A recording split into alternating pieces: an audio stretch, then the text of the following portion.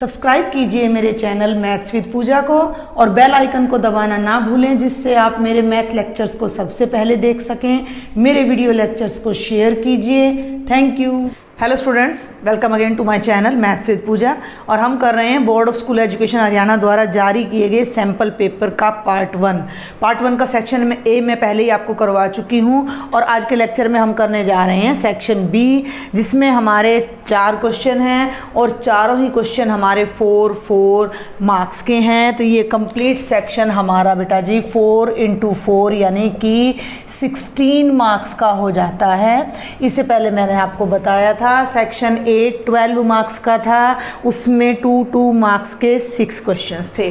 तो ये क्वेश्चन है अब हमारा, find the interval in which the function f(x) is equal to x³ - 6x² plus 9x plus 15 is strictly decreasing। और ये हमारा chapter number 6 application of derivative का क्वेश्चन है। तो हमें एक फंक्शन गिवन है और जिस इंटरवल में वो फंक्शन स्ट्रिक्टली डिक्रीजिंग है वो इंटरवल हमने फाइंड करना है। तो क्या प्रोसेस है ऐसे क्वेश्चन को करने के लिए? सबसे पहले हमने फंक्शन को नोट किया, x³ - 6x² plus 9x plus 15। और ये हमें पता है कि किसी भी फंक्शन के ग्राफ में जो चेंज आता है वो उसके टर्निंग पॉइंट्स जो होते हैं वहाँ उनका डेरिवेटिव 0 होता है। वहाँ पर जो टेंजेंट होता है वो x एक्सिस के पैरेलल होता है। तो हमें सबसे पहले निकालना है इसका डेरिवेटिव, डिफरेंशिएटिंग बोथ साइड्स। तो f' आपका हो जाएगा 3x² - 12x प्लस 9।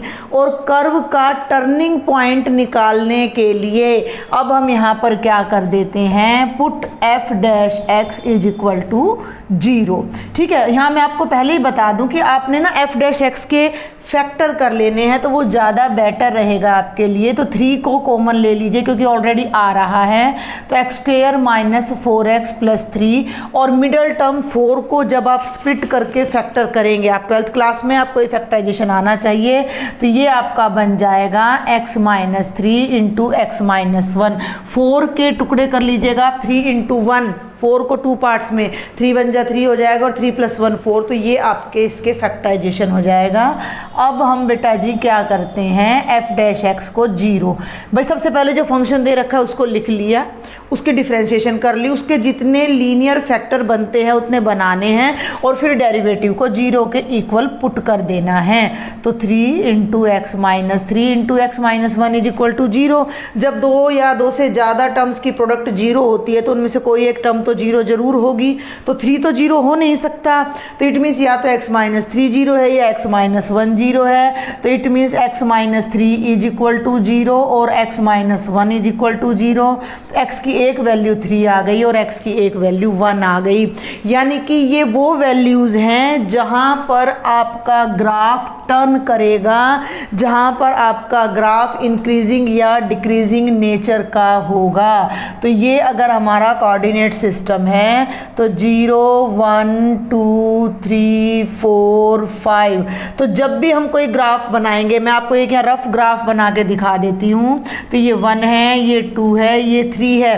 तो ये जो 1 पे और 3 पे आपके ग्राफ में टर्न आना ही आना है। मे बी कि ये ग्राफ आपका ऐसे हो, ध्यान दें मेरी बात पे। तो ये टर्न मैं मान रही हूँ 1 पे और ये 3 पे है।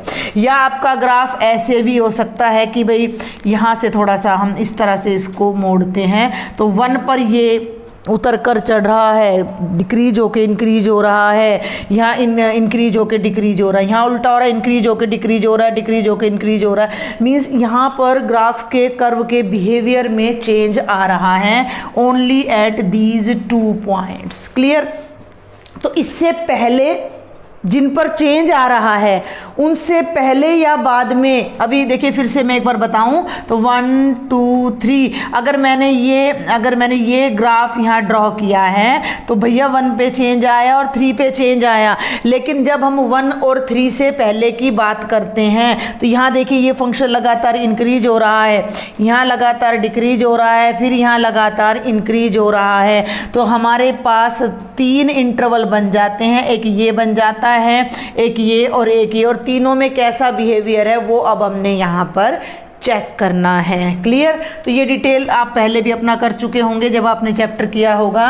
तो मैं अब आपको बता दूं कि जब आपके पास ये दो ब्रेक्स आ जाते हैं तो पूरी रियल लाइन आपकी 3 पार्ट्स में डिवाइड हो जाती है। जो हमारा ब्रेक आ रहा है वो कहाँ आ रहा है? 1 पे आ रहा है और 3 पे, यानी कि इस पूरी नंबर लाइन पे अगर हम थोड़ी देर के लिए वाई एक्सिस को इरेज कर दें तो पूरी नंबर लाइन पर जितने भी पॉइंट्स हैं उनमें सब में 3 इंटरवल बन जाते हैं और उन 3 इंटरवल में अब हमने अपना डेरिवेटिव का बिहेवियर देखना है। डेरिवेटिव से फिर फंक्शन का बिहेवियर हमने देखना है। तो हमारा पहला जो इंटरवल है वो तो ये बन जाता है -1 से नीचे नीचे, दूसरा हमारा बन जाता है -1 से 3 के बीच, और तीसरा हमारा बन जाता है 3 ऑनवर्ड। तो अब आप यहाँ लिखोगे कि the real numbers are, the real numbers, ठीक है, R real number R is divided, या set R is divided into 3 parts, या we get 3 intervals here,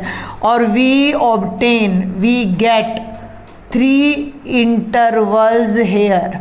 3 interval हमारे आ जाते हैं। पहला इंटरवल ये आ जाता है, तो ये तो हमारा हो जाएगा, हम एक बार क्रॉस चेक कर लेते हैं, x² - 4x + 3, yes we are right. तो पहला इंटरवल हमारा हो जाता है -∞ से 1 का, दूसरा इंटरवल हमारा हो जाता है 1 से 3 का, ओपन, क्लोज नहीं, क्योंकि 1 और 3 पर तो कर्व ना जो बिहेवियर है वो चेंज कर रहा है, f' 0 आ रहा है, पॉइंट ऑफ इन्फ्लेशन, उसको इन्फ्लेक्शन बोलते हैं।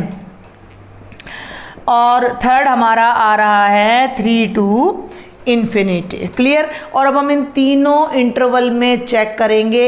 अब आपने ये ध्यान रखना है कि जिस इंटरवल में आपका डेरिवेटिव <0 है उस इंटरवल में हमारा फंक्शन जो है वो डिक्रीजिंग होगा, जिसमें हमारा डेरिवेटिव <0 है उसमें हमारा फंक्शन इंक्रीजिंग होगा। तो तीनों इंटरवल्स को अब हम बारी बारी से ले लेते हैं।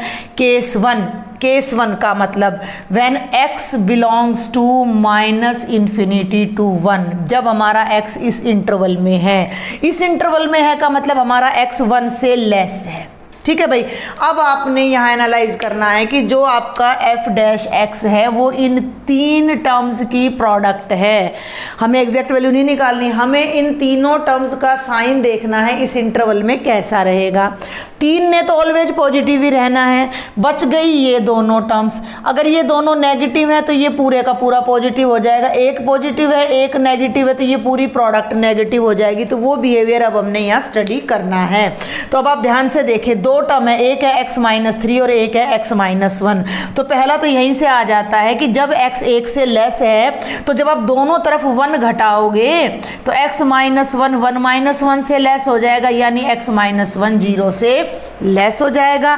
क्लियर? अब हम आगे चलते हैं। जब x 1 से लेस है तो x - 3 के बारे में हम क्या करें? तो x - 3 का मतलब दोनों तरफ आप 3 घटा दीजिए।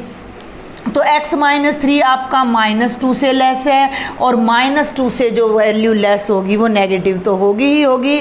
तो अब आप आ जाइए f' पर। तो f' आपका क्या था? 3 × x - 3 × x - 1। इनके साइन बताने हैं जस्ट आपने। तो 3 आपका पॉजिटिव है, x - 3 नेगेटिव है, और x - 1 भी नेगेटिव है। तो 2 नेगेटिव और 1 पॉजिटिव मिलकर f' आपका क्या आ गया? पॉजिटिव आ गया। तो आप यहाँ क्या लिखेंगे कि बिकॉज, पहला केस 1 चल रहा है हमारा, तो because f' is greater than 0 for all x belonging to -∞ to 1, यानी इस इंटरवल में तो डेरिवेटिव पॉजिटिव है। इट मीन्स फंक्शन का बिहेवियर इंक्रीजिंग है। It means f(x) is not decreasing. Decreasing ही पूछ रहा है हमसे, इंक्रीजिंग तो पूछा नहीं है। तो आप लिख भी सकते हो कि f(x) is strictly increasing in this interval, strictly increasing in this interval. तो वैसे ये हमारे क्वेश्चन का आंसर तो है नहीं। अब बच गए हमारे अदर 2 ऑप्शंस, सेकंड और थर्ड।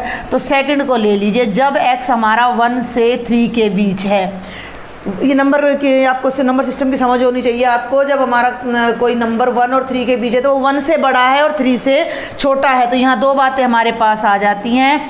x 1 से बड़ा है, क्लियर, और x3 से लेस है। हमें एक जो डिटेल निकालनी वो x-1 के साइन के बारे में हमें पता करना है, एक x-3 के 1 के लिए इसको यूज करो, 1 को इधर ले आओ तो x-1 0 से बड़ा हो गया, 3 को इधर ले आओ और x-3 आपका 0 से छोटा हो गया। तो जो आपका f' बनेगा, अब आप वहाँ डायरेक्ट करो, 3 पॉजिटिव है, x-3 नेगेटिव है और x-1 आपका पॉजिटिव है। तो positive negative positive, overall behaviour क्या आ गया, नेगेटिव। और जिस इंटरवल में आपका डेरिवेटिव नेगेटिव होता है उस इंटरवल में हमारा फंक्शन डिक्रीजिंग होता है। तो हम यहाँ लिखेंगे f(x) is strictly decreasing on 1 2 3। ये डिक्रीजिंग के लिए मैंने साइन लगा दिया, आप प्रॉपरली लिख कर आएंगे एग्जाम में, स्ट्रिक्टली डिक्रीजिंग। चलिए अब हम थर्ड इंटरवल की ओर बात कर लेते हैं। थर्ड इंटरवल है हमारा 3 to infinity। मैं यहाँ एक रफ ही डायग्राम बना रही हूँ, ये इंक्रीज हो रहा है फिर यहाँ डिक्रीज हो रहा है। अब हमें नहीं पता यहाँ डिक्रीज होगा या इंक्रीज होगा, हम तो जस्ट चेक कर रहे हैं। तो ये थर्ड इंटरवल है आपका कि x belongs to 3 to infinity का मतलब x 3 से बड़ा है। क्लियर, x 3 से बड़ा है तो दोनों तरफ 3 घटा दीजिए तो x-3 0 से बड़ा है, यानी x की किसी भी वैल्यू के लिए x-3 क्या है, पॉजिटिव है। और यहीं पर आप 1 माइनस कर दीजिए तो x-1 3-1 से बड़ा है, यानी x-1 2 से बड़ा है, 2 से बड़ा है तो वो तो पॉजिटिव ही हो गया ना आपका, तो x-1 पॉजिटिव हो गया। तो जब आप यहाँ डेरिवेटिव की बात करते हो ध्यान देना, तो 3 भी पॉजिटिव, ये भी पॉजिटिव, ये भी, तो डेरिवेटिव पॉजिटिव आ गया, तो इसमें भी फंक्शन आपका डिक्रीजिंग नहीं है। तो हमारा केवल एक ही इंटरवल है 1 से 3 तक जिसमें हमारा फंक्शन डिक्रीजिंग आएगा। क्विक समरी कर देती हूँ मैं आपके लिए। एक बार क्वेश्चन की आपने फंक्शन लेना है, फंक्शन को डिफरेंशिएट करना है, डिफरेंशिएशन करके जो फंक्शन आता है उसके लीनियर फैक्टर जितने ज़्यादा बने वो बनाने हैं और उसको इक्वल टू 0 पुट करना है आपने, ठीक है। इक्वल टू 0 पुट करके पॉइंट्स आएंगे। अगर आपके पास एक पॉइंट आता है तो आपकी पूरी रियल लाइन 2 इंटरवल में बंटती है, 2 पॉइंट्स आते हैं पूरी रियल लाइन आपकी 3 इंटरवल में, 3 पॉइंट्स आते हैं 4 इंटरवल में, एंड सो ऑन। वो सारे इंटरवल आपने ले लेने और हर इंटरवल में आपने फंक्शन का बिहेवियर स्टडी करना है।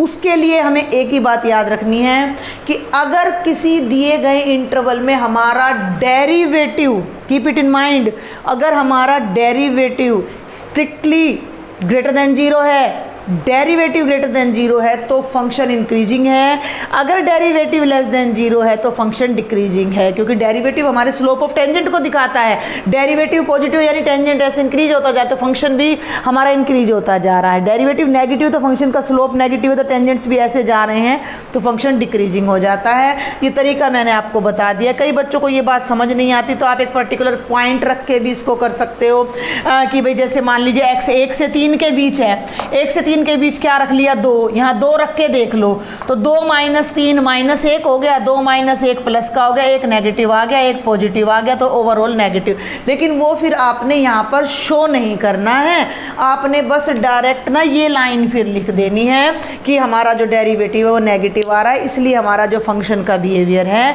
वो स्ट्रिक्टली डिक्रीजिंग होगा इस इंटरवल में। अदरवाइज आपका स्टैंडर्ड तरीका जो जनरल तरीका है वो यही है, क्योंकि हमने each and every point of the interval discuss करना होता है, हमें behaviour of each and every point वहाँ देखना है। तो ये 4 नंबर का क्वेश्चन था। आगे चलते हैं।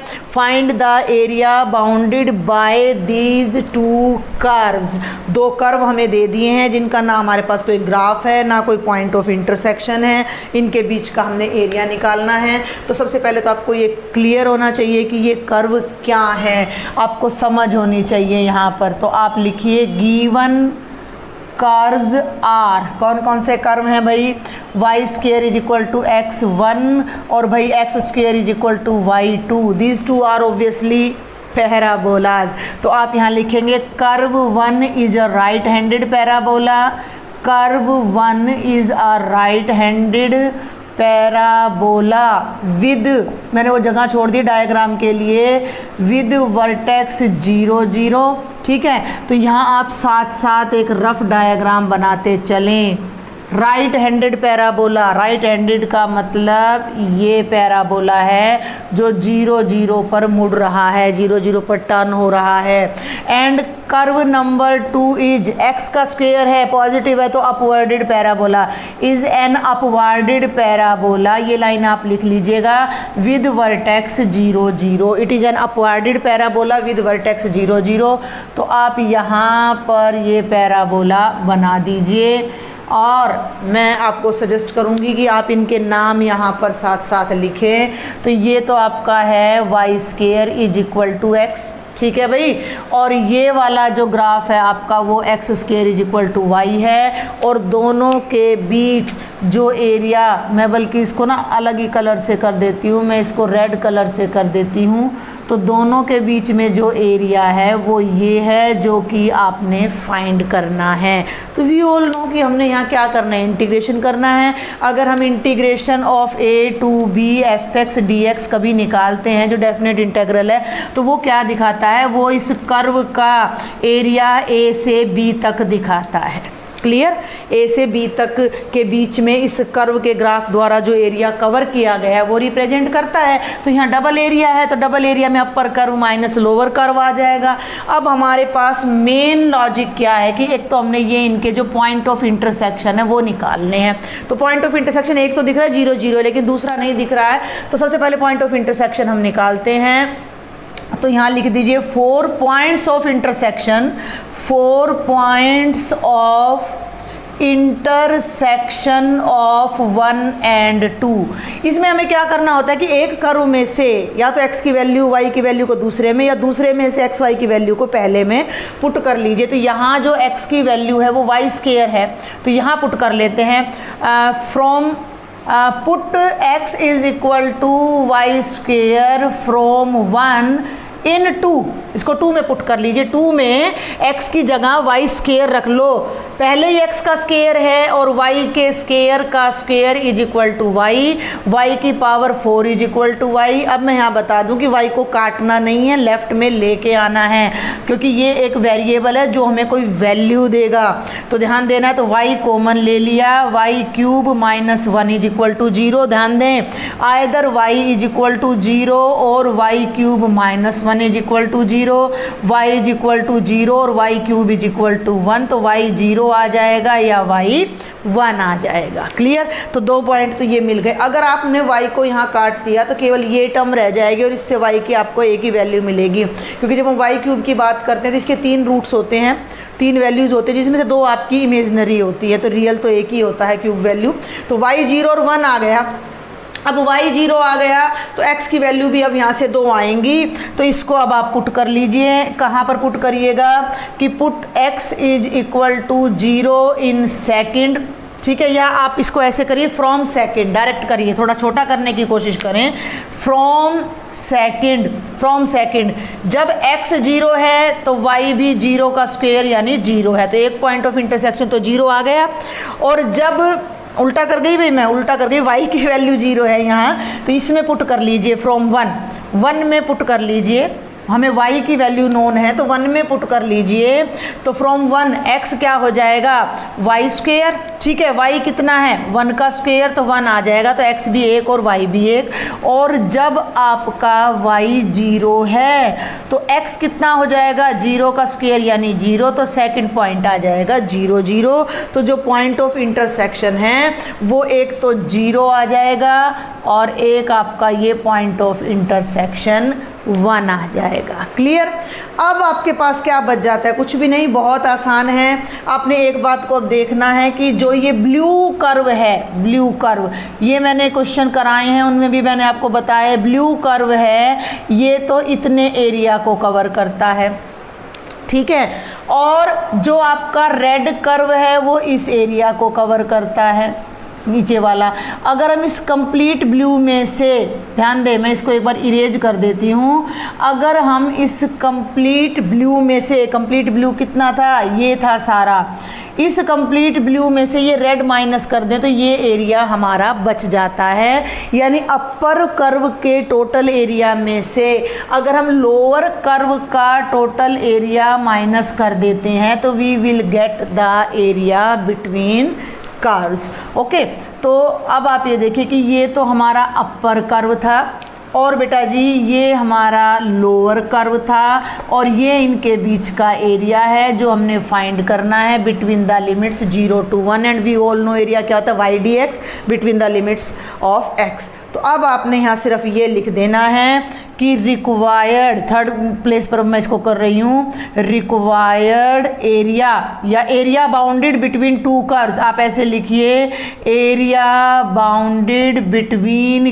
Given curves is. अब ये ध्यान रखना है कि अपर कर्व माइनस लोअर कर्व, तो वो एरिया क्या हो जाएगा, integration from 0 to 1 y of upper curve, ध्यान देना y of upper curve minus y of lower curve dx। Clear, यहाँ से ना बिल्कुल क्लियर हो जाता है हमें। अब अपर कर्व क्या है, y square is equal to x, यानी कि पहला कर्व, बाई चांस पहला कर्व हमारा ऊपर है तो यहाँ से जो हमारी y की वैल्यू आएगी वो प्लस माइनस रूट एक्स आएगी, लेकिन हम फर्स्ट क्वाड्रेंट की बात कर रहे हैं तो हम केवल पॉजिटिव वैल्यू लेंगे, तो 0 to 1 रूट एक्स हो जाएगा।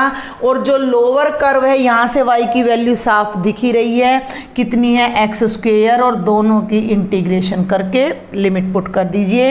एक्स इज टू पावर 1/2 की इंटीग्रेशन हो जाएगी एक्स इज टू पावर 3/2 और 2/3 यहाँ आ जाएगा और ये बन जाएगा x³ 3 between the limits 0 to 1। दोनों में बाई चांस 3 नीचे आ रहा है, बाहर ले लीजिए, तो 1/3 तो मैंने बाहर ले लिया। अपर लिमिट 1 है, जब मैं यहाँ 1 रखूंगी तो 1 की पावर 1 समथिंग 1 ही आएगा, तो ये तो बन जाएगा 2 और -1, ये तो रख दिया upper limit, minus lower limit रखने पर 0, 2 में से 1 गया 1 और 1 को 1/3 से मल्टीप्लाई करोगे तो आपका एरिया आ जाएगा 1/3 स्क्वायर यूनिट्स। तो ये आपका क्वेश्चन हो जाएगा। तो यहाँ सबसे ज़रूरी, ये 4 नंबर का क्वेश्चन है तो बहुत ज़्यादा टाइम भी आपने इस पर नहीं लगाना है और बहुत कम भी नहीं लिखना है। आपने फटाफट से इक्वेशन लिखी, रफ डायग्राम बनाया और सिंपल एक्सप्लेन कर दिया कि it is a right handed parabola with vertex 0 0, it is upwarded parabola with vertex 0 0 और सीधा पॉइंट ऑफ इंटरसेक्शन निकालना है। पॉइंट ऑफ इंटरसेक्शन भी जितने छोटे तरीके से निकालोगे उतना ज़्यादा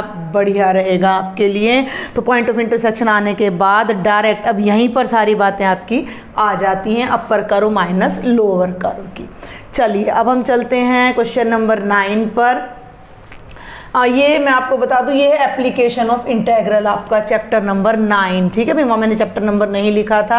आगे find the shortest between distance between to given lines, ये आपका 3D यानी कि चैप्टर नंबर 11 में से आ जाता है। तो आप देख सकते हो कि सारे जो लॉन्ग क्वेश्चन है वो सेकेंड पार्ट में से हमारे आ रहे हैं। तो ये मैंने क्या बताया आपको, चैप्टर नंबर 9 में से है, ये चैप्टर नंबर 11 में से है और ये प्रोबेबिलिटी का चैप्टर नंबर 12 में से है। तो अब हम देखते हैं question number 9, find the shortest distance between these two lines. तो हम पहले लाइंस की इक्वेशन को लिख लेते हैं। ये बहुत आसान क्वेश्चन है, हर बार ये आपके एग्जाम में आता है। अगर आप इसका सिर्फ फॉर्मूला याद रख लेते हो तो ये बहुत इजी क्वेश्चन है। गिवन लाइंस आर, लाइंस लिख लीजिए, आर इज इक्वल टू, मैं फटाफट से लिख देती हूँ, i + 2j + 3k plus lambda times of i - 3j + 2k। Clear, आपने प्लस माइनस की गड़बड़ नहीं करनी है, कोई भी स्टेटमेंट नोट डाउन करते समय गलती कर दी क्वेश्चन रॉन्ग हो जाएगा।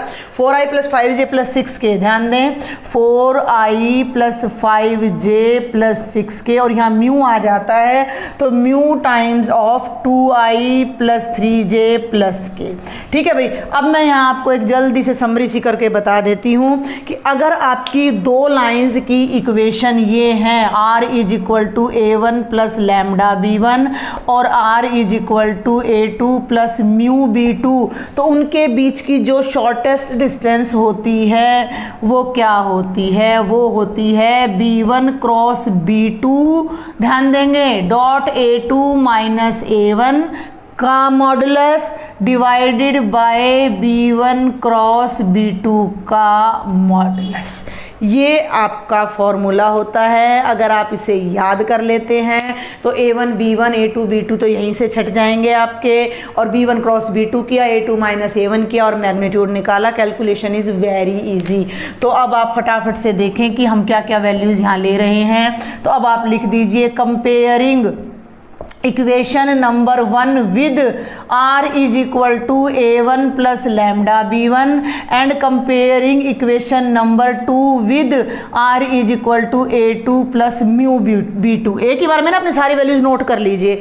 तो a1 इसका मतलब जिस पॉइंट से ये वेक्टर जो लाइन है वो पास कर रही है वो ये पॉइंट है, तो उसको हमने वेक्टर a1 मान लिया।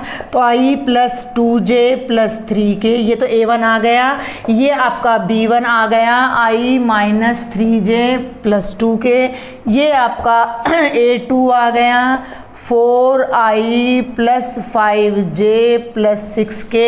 और ये आपका b2 आ गया 2i plus 3j plus k। Clear.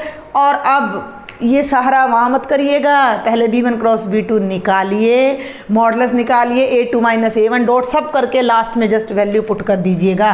तो पहले हम यहाँ निकाल लेते हैं b1 cross b2 vector. b1 cross b2 कैसे निकलता है? डिटर्मिनेंट से निकलता है। तो i j के b1 के कंपोनेंट लिख लीजिए 1 माइनस 3 2, b2 के लिख लीजिए 2 3 1 और इसको एक्सपेंड कर दीजिए। तो ये हो जाएगा i, ये कॉलम और रो गया, ये हमारे लिए कोई मुश्किल चीज़ नहीं है। माइनस 3 2 3 1 का डिटर्मिनेंट, ठीक है भाई।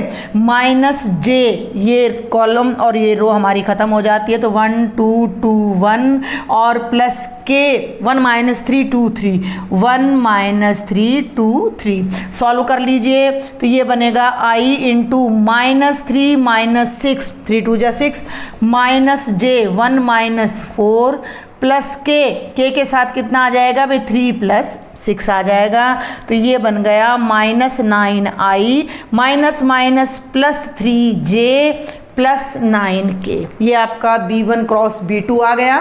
अब इसका मैग्नीट्यूड भी साथ साथ निकाल दीजिए, आप सॉल्व कर दीजिए। तो b1 क्रॉस b2 का मॉडुलस क्या हो जाएगा 9 स्क्वेयर माइनस 9 स्क्वेयर, ये ध्यान देना है भाई, प्लस 3 स्क्वेयर प्लस 9 स्क्वेयर का अंडर रूट। 9 का स्क्वेयर होता है बेटा जी 81 प्लस 9 प्लस 81, ठीक है भाई। 81 81 162 162 में 9 ऐड करोगे तो 171 का अंडर रूट, ये आ गया। अब बच क्या गया हमारे पास, अब इन दोनों की डॉट प्रोडक्ट और बच गई। तो पहले हम क्या निकालें, वो वाला a2 माइनस a1 निकाल लीजिए। अब आप मतलब सबको स्टेप वाइज करना, लास्ट में जस्ट वैल्यू पुट करनी है।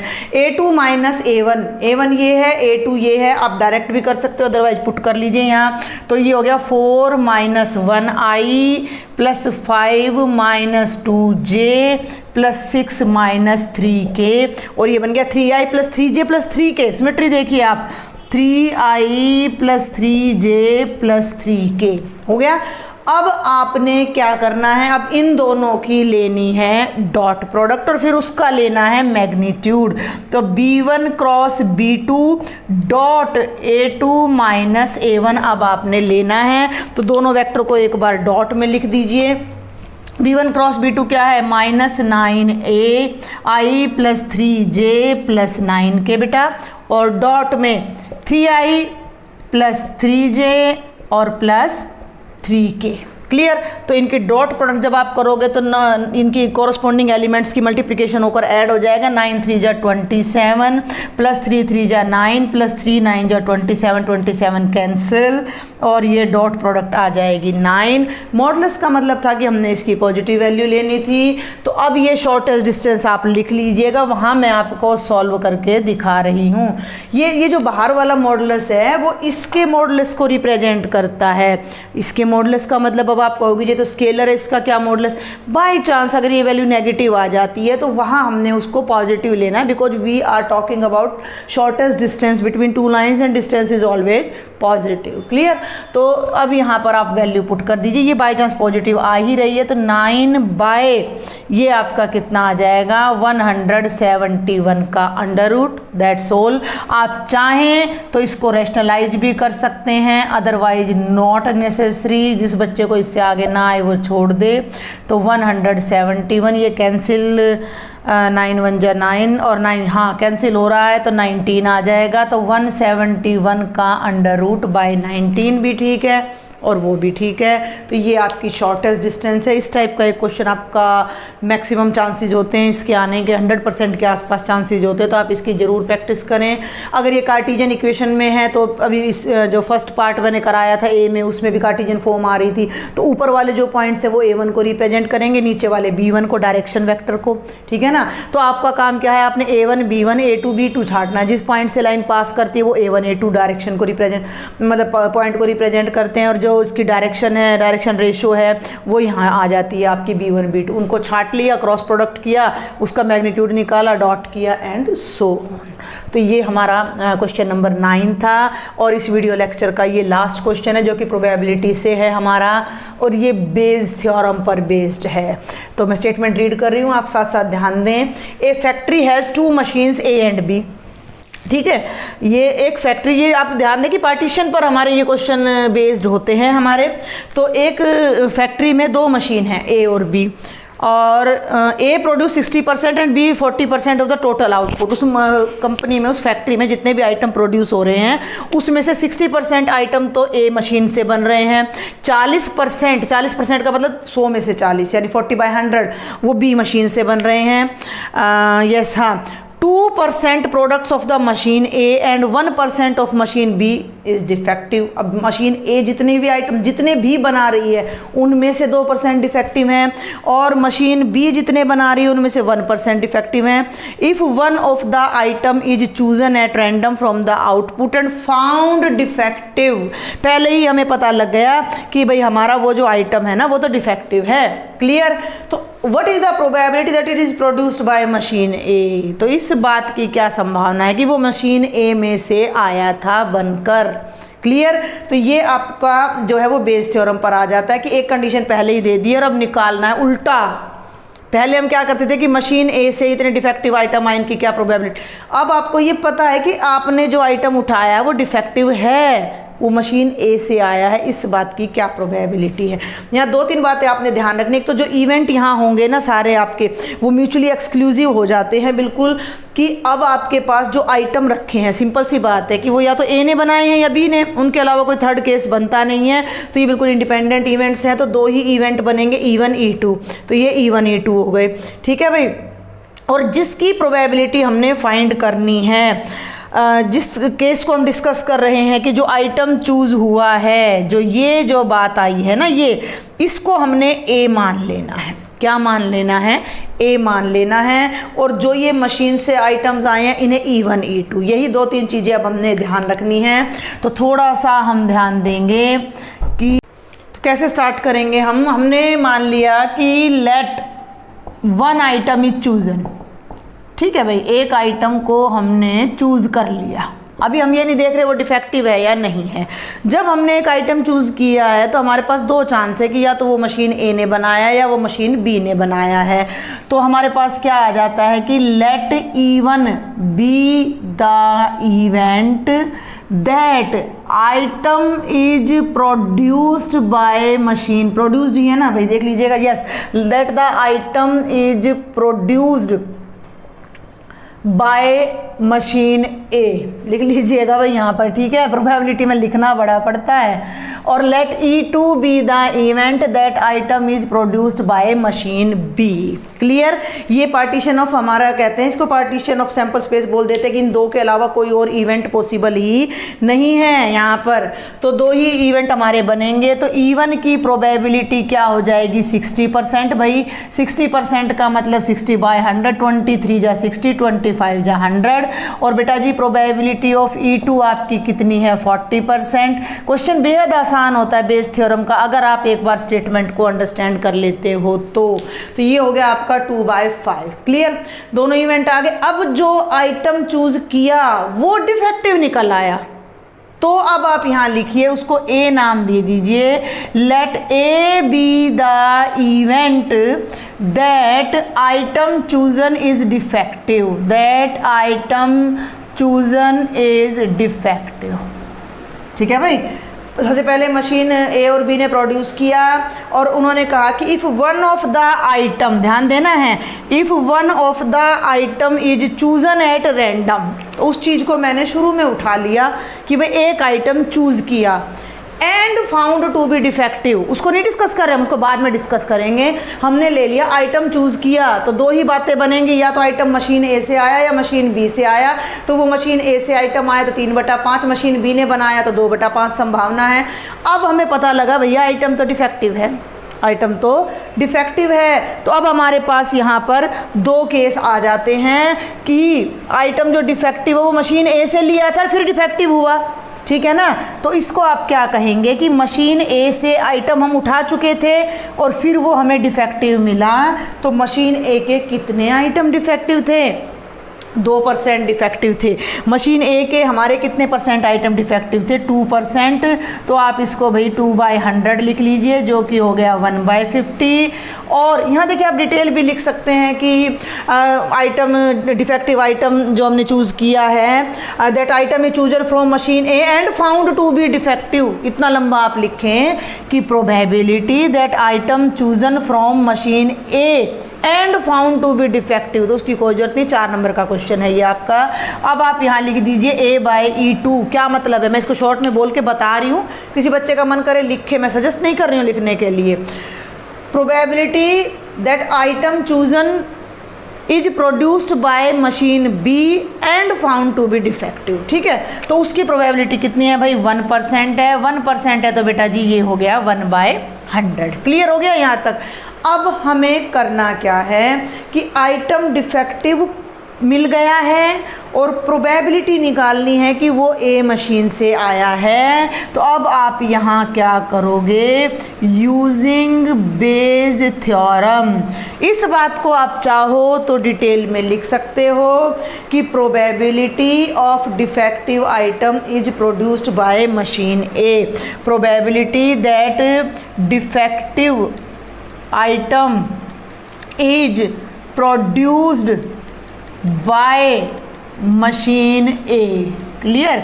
इस बात को आप यहाँ लिखना चाहो तो लिख सकते हो और यहाँ आप अपनी आइडेंटिटी लगाओ कि प्रोबेबिलिटी ऑफ, अब ध्यान देना है कि ए, यहाँ ए का मतलब मशीन ए नहीं है, यहाँ ए का मतलब है हमारा आइटम डिफेक्टिव मिल गया। पहले ही हमें डिफेक्टिव आइटम मिल चुका है, हमारे हाथ में आ चुका है। अब तो हमने ये हिसाब लगाना है कि वो फर्स्ट मशीन से आया है या सेकंड से। तो हमने उसने क्या कहा है कि फर्स्ट मशीन का लेना है, तो प्रोबेबिलिटी ऑफ E1/A। अब आपकी इसकी जो प्रोबेबिलिटी होगी वो क्या होगी?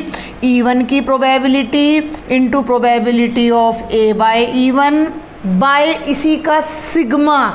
सिग्मा का मतलब दो ही हैं, तो E1 की probability into A/E1 plus E2 की प्रोबेबिलिटी इंटू A/E2। ये चीज़ थोड़ी सी कंफ्यूजिंग होती है, तो यहाँ आपने ध्यान रखना है कि लास्ट में जिसकी हमने प्रोबेबिलिटी फाइंड करनी है उसे A लेना है। जो दो इवेंट्स ऊपर आ रहे, 2 आ रहे, 3 आ रहे, कई बार ऐसे भी आ जाता है कि भाई 3 बैग है, 3 बैग है और एक बॉल चुनी गई है, तो वो या तो पहले बैग में से लिए, दूसरे में से या तीसरे में से, तो उसको E1, E2, E3 नाम दे देते हैं। अब कह देते हैं कि बॉल सफ़ेद है, ball is found to be white, तो उसको A नाम दे दिया। अब उल्टा पूछ लेते हैं कि इस बात की क्या संभावना है कि वो सेकंड बैग में से आई होगी, तो आप उसको क्या करोगे? प्रोबेबिलिटी ऑफ E2/A कर दोगे। तो ये थोड़ी सी आपको यहाँ प्रैक्टिस करनी पड़ती है, then you can solve it. तो ये अब आप ध्यान दें, E1 3/5 मल्टीप्लाइड बाय A/E1 1/50, ठीक है भाई, डिवाइडेड बाय यही चीज़ यहाँ फिर आ जाएगी 3/5 इंटू 1/50 और यहाँ आ जाएगा 2/5 इंटू 1/100, ठीक है ना। अब आप एक बात ध्यान दो कि ना यहाँ 550 तो क्यों ना यहाँ भी हम 550 कर दे कैंसिल करके।